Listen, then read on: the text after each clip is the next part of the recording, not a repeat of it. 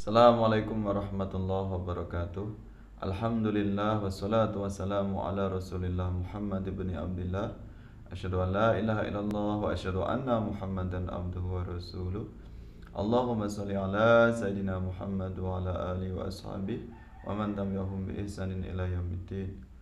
Pemirsa yang dirahmati Allah Subhanahu wa taala, mudah-mudahan Anda semuanya pada hari ini senantiasa diberikan keberkahan, diberikan kesehatan, diberikan rezeki yang luas, lapang, senantiasa dalam rahmat Allah Subhanahu wa taala. Pada video kali ini izinkan saya ingin berbagi konten, mudah-mudahan bisa memberikan manfaat untuk kita semuanya. Konten ini tentang metode menghafal Al-Quran. Metode yang saya buat semudah mungkin ya, agar Allah memberikan kemudahan kita untuk bisa menghafal Al-Quran. Metode ini saya bagi dengan sangat singkat, saya bagi menjadi dua bagian, yaitu metode yang pertama adalah metode dengan irama atau dengan nada. Yang kedua adalah metode dengan makna atau dengan arti. Yang pertama, metode dengan irama atau dengan nada. Ini pas atau mudah dipakai. Menggunakan cara yang seperti ini adalah bagi sahabat atau bagi rekan-rekan, bagi pemirsa semuanya yang suka dengan musik atau suka dengan irama, dengan lagu-lagu atau dengan nyanyian. Nah, metode ini biasanya lebih mudah dengan cara menghafal Al-Quran bagi orang yang suka dengan irama. Jadi menggunakan hafalan atau membaca Al-Quran dengan irama tertentu atau dengan irama tertentu, juga bisa diiringi dengan gerakan-gerakan agar feeling itu muncul, sehingga ayat-ayat yang semula dihafal itu bisa diingat kembali. Nah, ini metode yang sangat cocok atau sangat pas bagi pemula yang usia remaja atau usia masih kecil.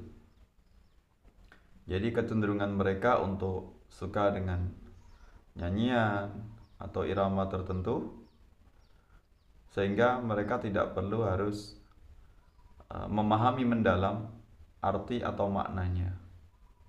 Yang penting ketika menghafal dengan rasa happy atau dengan rasa senang, maka insya Allah akan mudah menghafal, akan mudah untuk mereproduksi hafalan ayat per ayat ke dalam dada kita. Nah, monggo saja bagi yang suka dengan irama, suka dengan nada-nada tertentu, maka bisa ayat Al-Quran ini digunakan dengan cara seperti itu, asalkan dengan tetap berpijak pada etika, berpijak pada norma, berpijak pada ilmu-ilmu atau hukum-hukum tajwid, sehingga tidak bertabrakan atau tidak melanggar dari hukum tajwid yang sudah ditetapkan oleh para ulama atau dalam ilmu tajwid. Yang penting panjang pendeknya benar, panjang pendeknya sesuai, makhrajnya, kemudian bunyinya mana dengung, mana memantul atau qalqalah, mana yang idgham dan sebagainya, izhar, ikhfa dan sebagainya, sesuai dengan hukum tajwid. Dan ini sangat mudah sekali, sangat cepat sekali untuk digunakan bagi para pemula yang masih berusia remaja. Kemudian metode yang kedua adalah metode makna atau dengan arti. Ini bagi rekan-rekan atau bagi saudara yang agak kesulitan atau tidak begitu suka dengan irama atau dengan nyanyian tertentu, tidak suka dengan nada-nada tertentu, maka cara mengingat atau bagaimana hafalan itu tidak mudah hilang dengan cara kita ikat hafalan itu dengan menggunakan makna atau dengan arti perkata. Alhamdulillah, Al-Quran sekarang semakin canggih, semakin bagus cetakannya, semakin lengkap, semakin kompleks. Bahkan bukan hanya arti per ayat, tapi juga arti per kata itu sudah sangat lengkap sekali. Biasanya di bawahnya itu biasanya ada tulisan kecil di bawahnya. Maka biar tidak terlalu sulit kita membacanya, bisa membeli Al-Quran yang mushafnya ukurannya besar.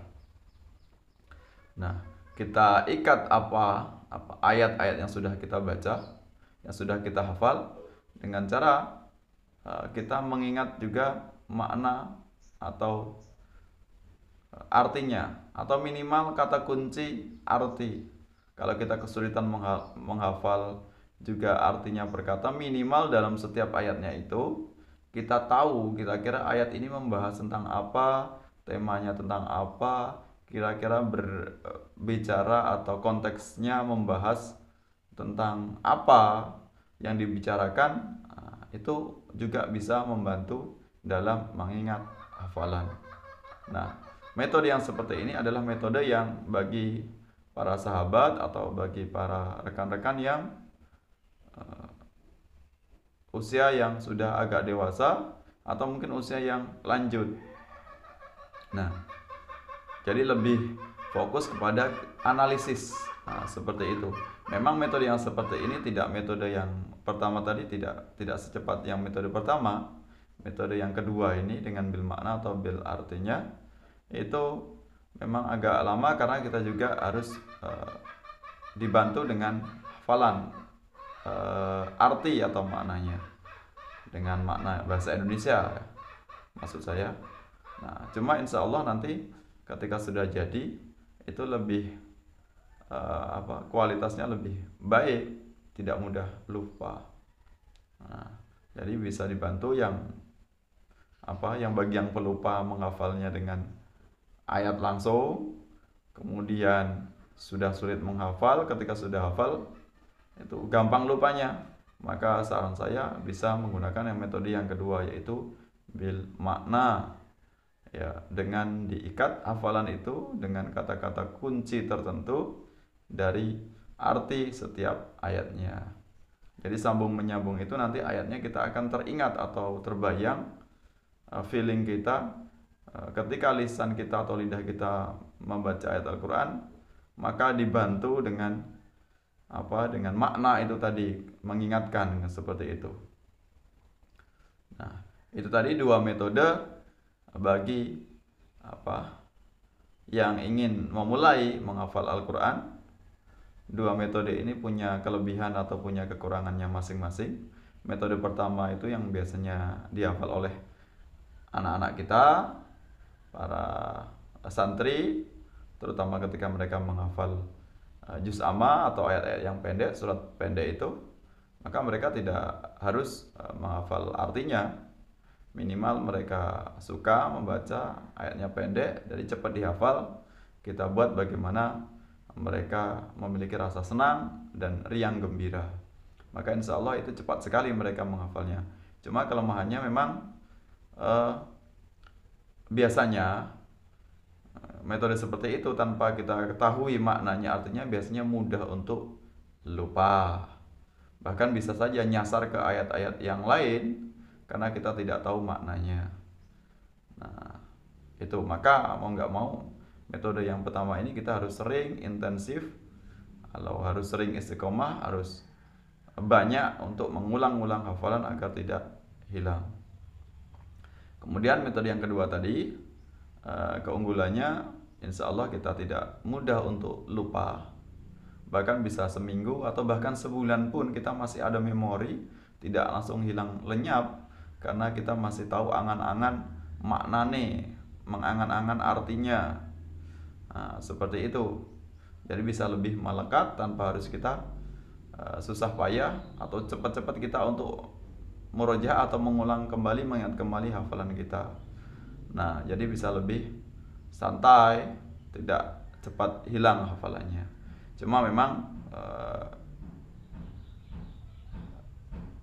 kelemahannya atau kekurangannya dibandingkan metode yang pertama tadi, cara atau membuat hafalan yang metode kedua ini tidak secepat metode yang pertama.